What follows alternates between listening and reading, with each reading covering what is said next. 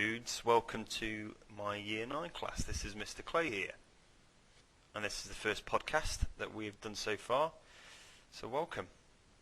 And this podcast is about stuff. Now you're probably thinking that's not narrowing it down a lot, because everything's stuff, and that's exactly what it's about, everything. So there's lots of different types of stuff, but in this unit we're actually going to learn a little bit more about the different types of stuff that makes up everything. Now we'll start off actually giving a proper word, because stuff's not really a scientific word. So the scientific word for stuff is matter. That's M-A-T-T-E-R. Basically everything in the world, in space, everything that we know of is made up of matter, which is the posh word for stuff. So what I want you to do to start off with, I want you to think of something. I want you to think of a car. I want you to pause this and try and think of all the different types of stuff, the types of materials that are used to make up a car. So don't forget, pause me and have a think about it. Okay, well obviously the car's made up of metal. Its bodywork's mostly metal. There might be some fiberglass in there as well in some cars. Its tyres are made of rubber. Parts of the engine are made of plastic. The inside's got a plastic sort of steering wheel, maybe a leather interior. Lots of different types of stuff going to make a car. And that's the same for most things that we've got. They're actually made up of a mixture of different types of stuff. However, there are only sort of about 120 different types of things, different types of stuff. And the way that those 120 different types of stuff mix together is what gives us all the billions of different types of materials that we've got. So if you think everything that we've ever heard of or know of in space, on Earth, underground, in our bodies, is made up of just 120 things mixed up in lots of different ways. And we have a special name for these materials, these 120 different materials, and they're called elements. So basically everything we know of is made up of a mixture of 120 different elements. You'll know the names of some of the elements. See if you can think of a few, and then I'll go through them in a second. So just pause me a sec, see if you can think of the names of any elements you know of. Okay, well you might have thought of things like fire, water, wind, and things like that, and they're not scientific elements. They're more sort of words that we use to describe the elements that explain things like weather and stuff. However, elements in a scientific sense are things like oxygen, nitrogen, hydrogen, and those sort of things. Now if you look on your screens right now, you'll see quite a complicated looking table, and that's actually called the periodic table.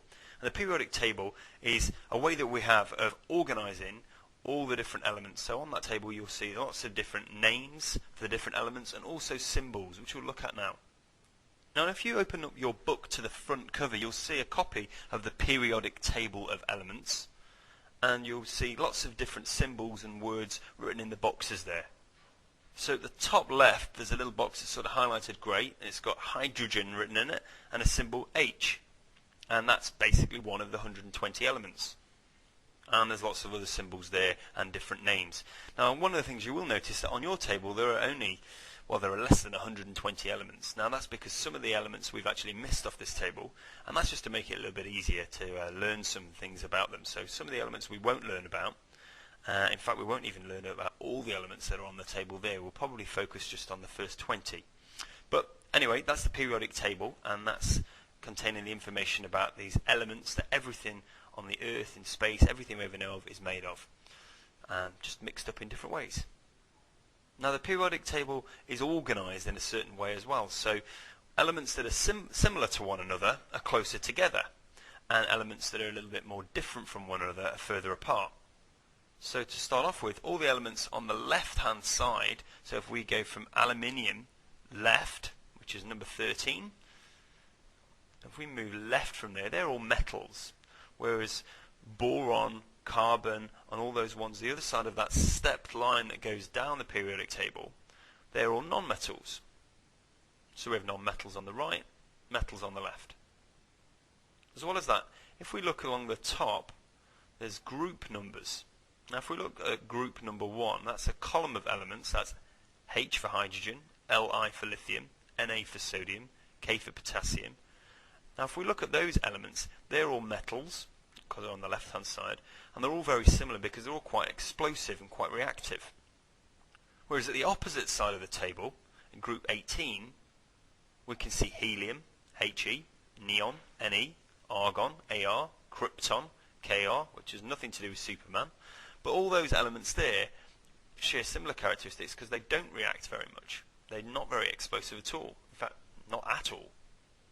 So let's review what we've done so far. Basically, we've said that all the different types of stuff that exist are made up of 120 elements mixed up in different ways. All the different elements are actually kept on the periodic table. So we use the periodic table to keep information about the different elements. On the periodic table, each element has a name and it also has a symbol. Elements that are similar to each other are close together, and elements that are different to each other are further apart. Elements on the left-hand side of the step, from group 13 down, are metals. Elements on the right-hand side of that step are non-metals. Ask me if you're not sure what the step is. Okay, so have a stop there, pause it, have a think about what you've learned so far, and identify if you've got any questions. And if you have, make sure you put them up on the wiki space. Okay, so you've got a new image on your screen now, and it's the symbol for lithium, which is Li. Now I want to quickly talk about the information that's kept on the periodic table, because those three things there, the two numbers and the symbol, actually give us quite a lot of information. And that's the sort of stuff that you need to know about too. First of all, we've got the name, lithium, but then you've got this symbol Li. Have a quick think, pause me, and see if you can maybe talk to someone else, come up with some ideas as to why we bother to have symbols for the different elements of the periodic table. Well, I hope you've had a chance to have a bit of a think about it. Well, there are a number of reasons. Just think for a second what it would be like. Let's say you're a scientist and you're doing some experiments where you're using different elements, different chemicals, and you're working alongside another scientist from a country that doesn't speak the same language as you, let's say Japan. Why might a symbol be useful then? Yeah, you've probably hit the nail on the head. Other countries may have different words for the elements. So for example, lead is our word for the metal lead, but in France it's plomb, which is obviously a different word. However, the symbol PB is the same in France as it is in England or New Zealand or Australia or America or Japan or anywhere else for that matter. In fact, some countries might even write it in a different way. So the symbol again becomes really, really important. It's also a lot easier to write Mg, for example, than the word magnesium.